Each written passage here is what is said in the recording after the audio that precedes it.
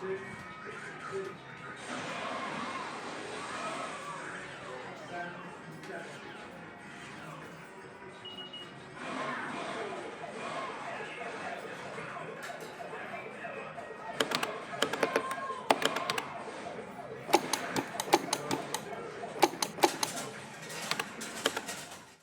this is a fully functional arcade built with Three.js running entirely in the browser.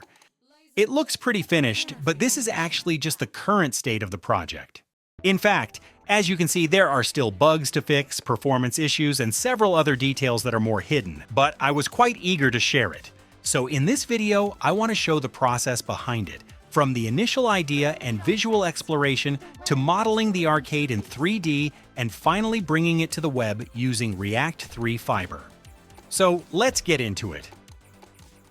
I've always been fascinated by the realistic scenes you can create with Three.js. If you take a look at AllWords, FWA, etc., you'll find plenty of examples.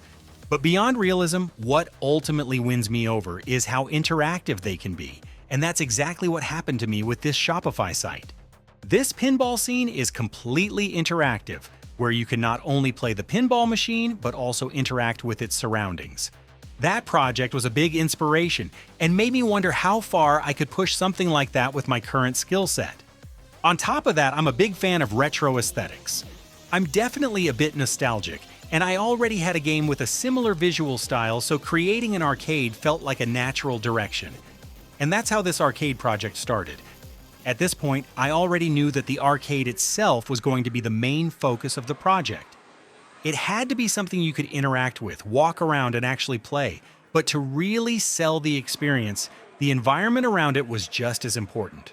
So I started looking at arcade clubs from the 80s and 90s, loud places, crowded, a bit dirty and worn out, filled with neon lights, glowing screens, and the constant noise of other machines running in the background. That kind of space felt perfect for this project. It gives you a lot of elements to play with: lighting, reflections, atmosphere, and small details that help bring the scene to life.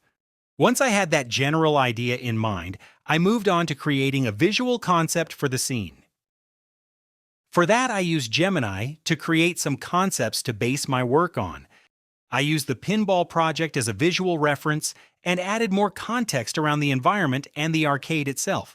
After a few iterations, I got results that were good enough to work as a starting point. Not as a final design, but as a visual guide.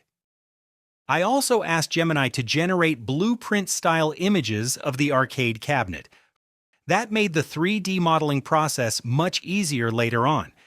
After that, I started gathering additional assets. I really like having everything on the table before I start modeling: references, materials, and small props to populate the scene, all in one place. Once all of that was ready, it was time to move on to the actual 3D modeling. For the 3D modeling part, I won't spend too much time here, since this isn't meant to be a tutorial, but I do want to briefly explain how I usually approach this stage. I'm using Blender, which is a free and probably the most popular 3D software out there. The first thing I do is import the references we created earlier and use them as guides. That way, I'm not modeling from scratch or guessing proportions. I'm always working against something visual.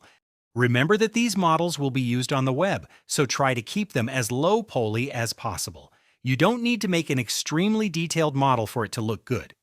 Inside Blender, I usually keep materials very simple: basic colors, roughness values, and a few simple textures. Most of the visual detail is something I prefer to handle later inside Three.js. After the modeling, it was time to design the artwork for the arcade. I didn't want to use generic images, so I decided to design the marquee and the control panel myself based on the game aesthetics. I used Unicorn Studio to generate shader-based visuals for the background. Then, using Photoshop, I combined those visuals with the game logo and adjusted the colors until everything felt cohesive. The control panel was a bit different. At first, I tried a similar approach, but the result honestly looked cheap and not very convincing.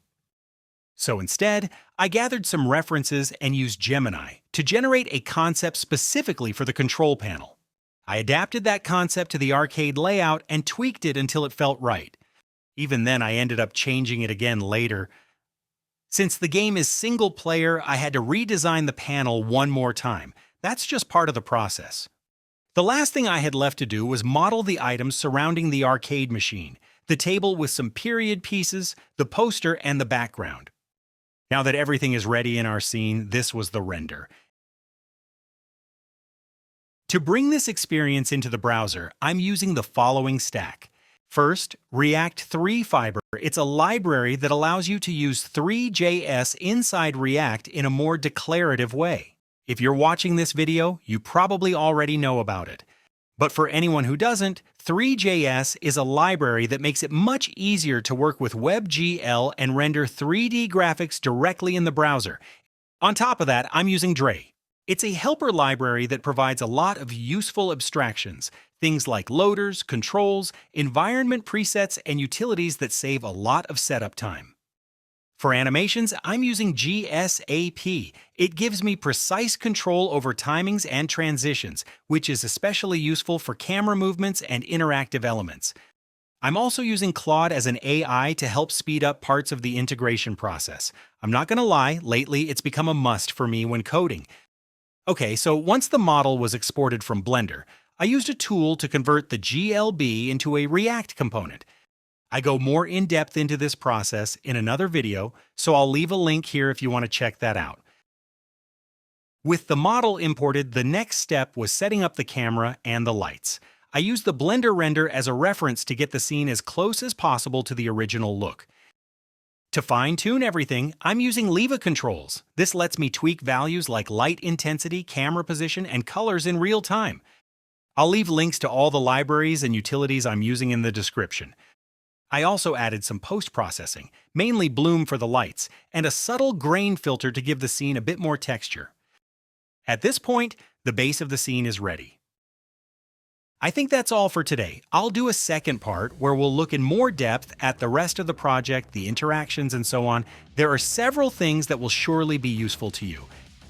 If you found this content useful, consider leaving a like or subscribing to the channel.